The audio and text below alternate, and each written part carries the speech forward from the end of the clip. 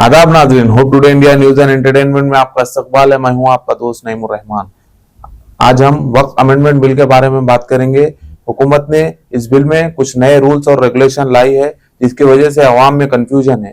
आज हम आपकी बात शेख अब्दुल्ला सोहेल साहब, जो कि मिनॉरिटी बीआरएस के सीनियर लीडर है, उनसे बात कराएंगे। आदाब साहब, hope today India news and entertainment में आपका इस्तकबाल है। साहब, सबसे पहले ये बताइए कि वक्फ अमेंडमेंट बिल है क्या? देखिए, वक्फ अमेंडमेंट बिल जो है, इसमें मतलब हमारा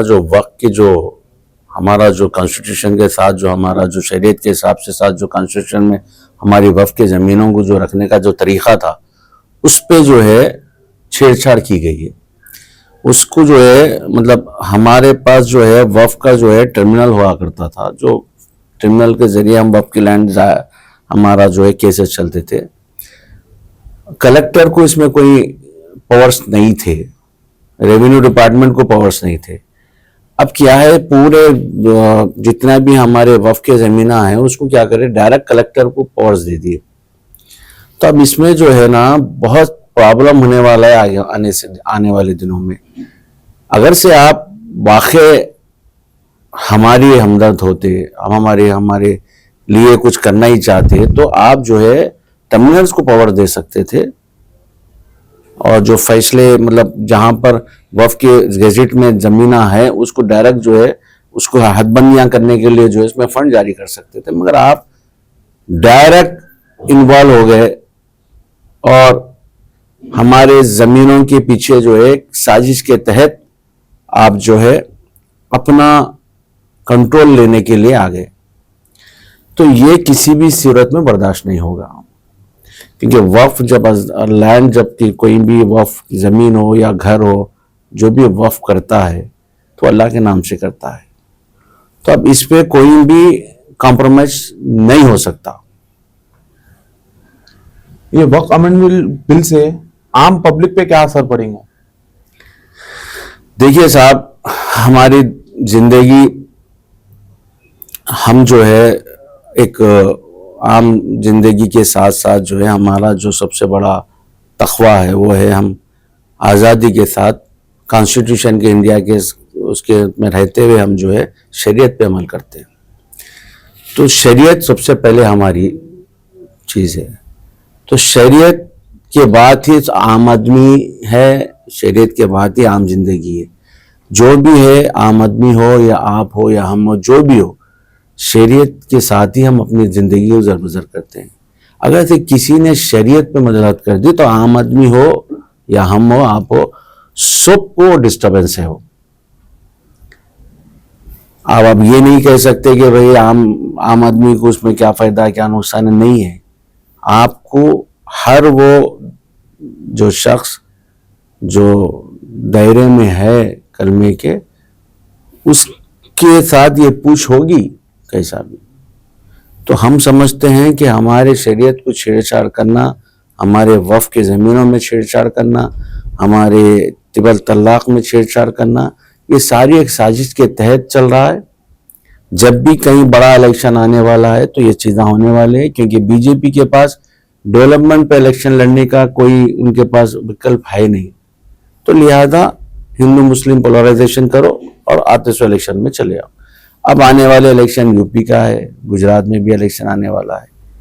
तो अब इनके पास अब ये मुद्दा मिल गया उनको कि इलेक्शन में जाने का। बस ये सारे साजिशां हैं, और इसके पीछे एक बहुत बड़ा माफिया भी है, बिजनेसमैनों का एक बहुत बड़ा माफिया है, जो कई वक्फ ज़मीनों पे काबिज है, जो केसेस चल रहे हैं ट्रिब्यूनल्स में।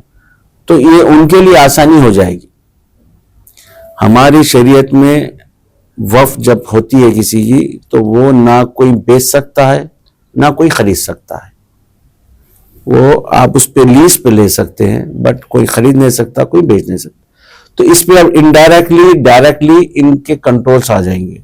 लिहाजा इसको किसी भी सूरत से बर्दाश्त नहीं किया जाएगा। अब आपके जरिए मैं आपके नाज़रीन के साथ साथ सवाल सभी से अपील करता हूं कि ये बात तुम्हारी या मेरी या आम आदमी की, मेरे को इससे क्या कुछ ऐसा मसला नहीं है। ये बात सबकी है, सबको सवाल का जवाब देना होगा। तो लिहाजा आप ये ना समझे कि भाई इसमें हमारा क्या है। आप सबको उठ के खड़ना होगा। जब भी मुस्लिम पर्सनल बोर्ड आपको आवाज देगी, सबको लब्बैक होते हुए एक जगह आना होगा, वरना आने वाले दिनों में और ज्यादा परेशानी हो जाएगी। और साथ ही साथ मैं आपके साथ जो है ये भी कह दूं कि जो हिंदुस्तान के सेकुलर लोग हैं, जो सेकुलर हिंदुस्तान में, जो सेकुलर कंट्री में जो सेकुलर कई तंजीमें हैं, सब मुस्लिम पर्सनल बोर्ड से जुड़े हुए हैं, बातचीत चल रही है। मैं समझता हूं आने वाले दिनों में जो है एक अच्छा मतलब आपको दिखेगा कि पूरे सेकुलर ताकतें जो है एक जगह जमा होकर ये बिल के खिलाफ एक अच्छा मास तैयार करेगी। और हम सबको, चाहे वो आम मुसलमान हो, चाहे वो इंटेलेक्चुअल हो, चाहे वो बिजनेसमैन हो, जो भी हो, अगर से वो कलमे के दायरे में है तो इसको मुस्लिम पर्सनल बोर्ड के पीछे एक सिपाही की तरह रहना है। अब आने वाले दौर में ये तेलंगाना में भी ये अब तो एक्ट हो चुका है, जैसा कि दोनों राज्यसभा और लोकसभा में पास होने के बाद ये एक्ट प्रेसिडेंट ने भी इसको पास किया कि इसको एक्ट बनाया। अब तेलंगाना में आप लोग जो आपकी पार्टी की तरफ से आप लोग क्या एक्शन लेंगे आने वाले दौर में? देखिए साहब, सबसे पहली बात तो जो है ये बिल बना है, एक्ट पास हुआ है, रात के 2 बजे पास हुआ है, मगर कई हमारे, मैं इसलिए बोल रहा हूं कि पर्टिकुलरली नाम नहीं लेना चाह रहा हूं, बट जो भी हमारे कौम के दर्द रखने वाले हैं, सुप्रीम कोर्ट में हमारे पास जो है एक विकल्प है। हम सुप्रीम कोर्ट में ये केस के खिलाफ, ये एक्ट के खिलाफ जो है हम पिटीशन दायर किए हैं, हमारे लोग जाहिर किए हैं। हिंदुस्तान में कई मुस्लिम पर्सनल बोर्ड की तरफ से जा रहे, असदुद्दीन अवैसी साहब भी करे, तो कई ऐसा हिंदुस्तान में कई ऐसे इंटेलेक्चुअल्स हैं जो इस खिलाफ की बिल जा रहे हैं। ठीक है, ये एक अलग बात है कि अभी हम उसको नाफिस हो गया, बट उसको हम स्टे लेंगे इंशाल्लाह। अगर से नहीं भी मिलता है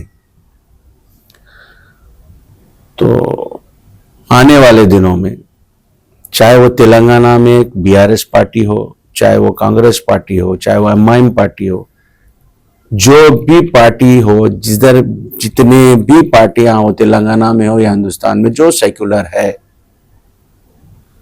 वो अपने आप को इस बिल का एक छोटा सा सैनिक समझते हुए, सिपाही समझते हुए मुस्लिम पर्सनल बोर्ड के साथ खांधे से खांधा मिलाकर खड़ेगा और हम सब इसके साथ रहेंगे। हम वो टाइम जब ये आ जाएगा ना, हम कोई पार्टी, हमसे आपके जरिए भी मैं कह देता हूं कि जो भी पार्टी के माइनॉरिटी लीडर्स है और नॉन माइनॉरिटी लीडर्स है जो सेकुलर है, खुदारा इस तकलीफ में हमारा साथ दो।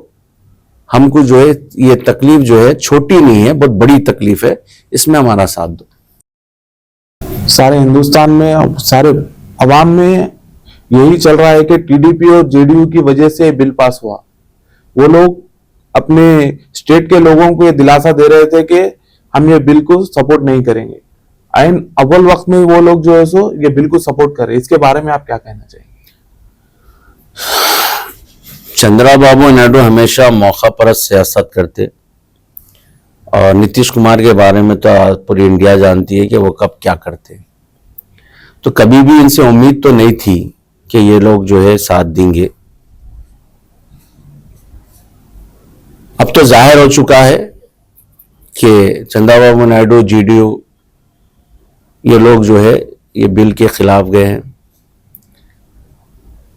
और मैंने समझता कि कोई आंध्र प्रदेश का मुसलमान अब जो है चंद्रबाबू नायडू के धोखे पे आएगा।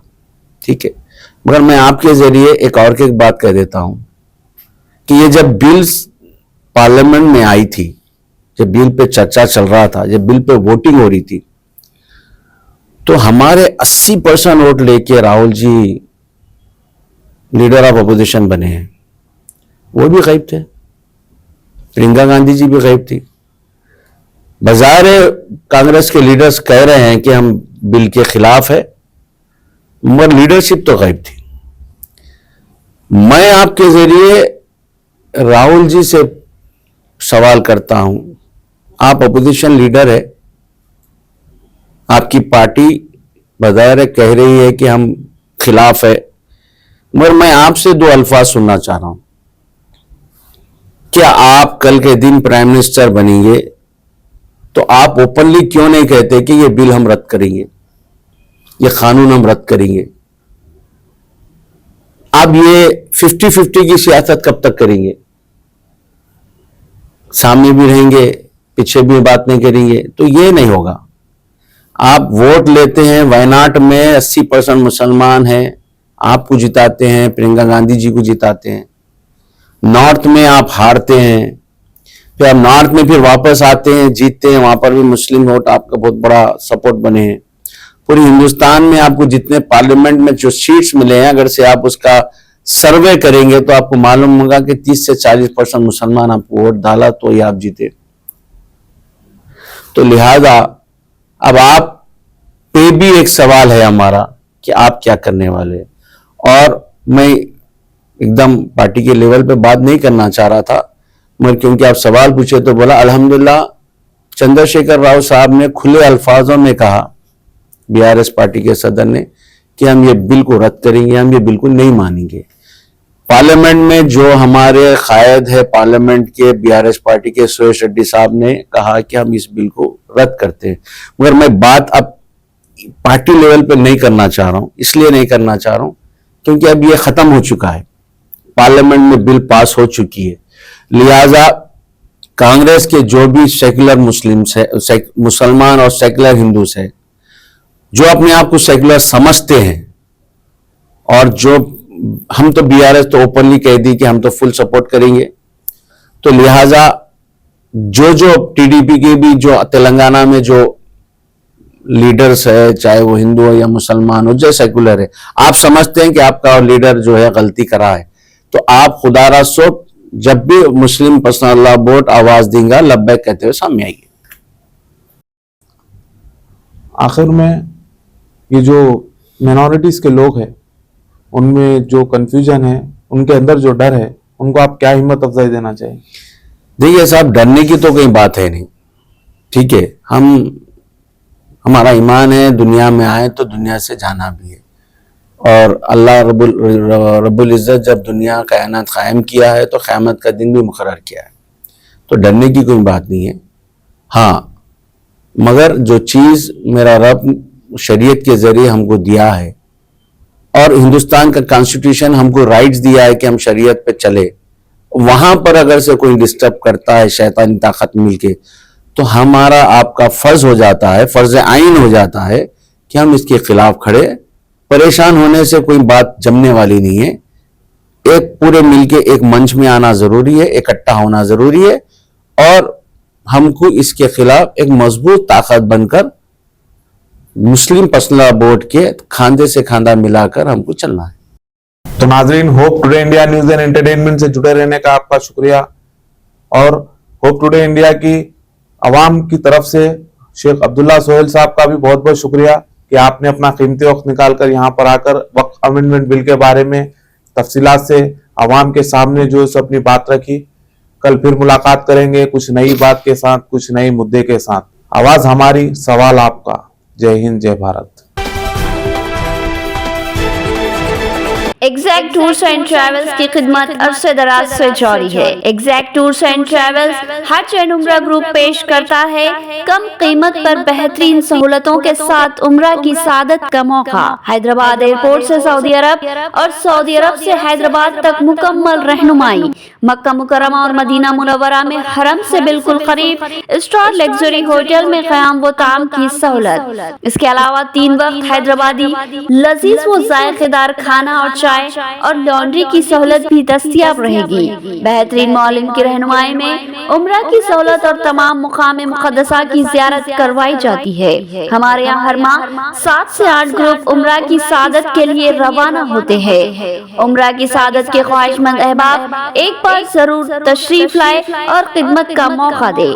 Exact tours and travel, Darussalam building, 4th floor, Erragadda main road, Hyderabad. मज़ीद तफसीलात के लिए रब्त करें 9515125286 या 6301071433।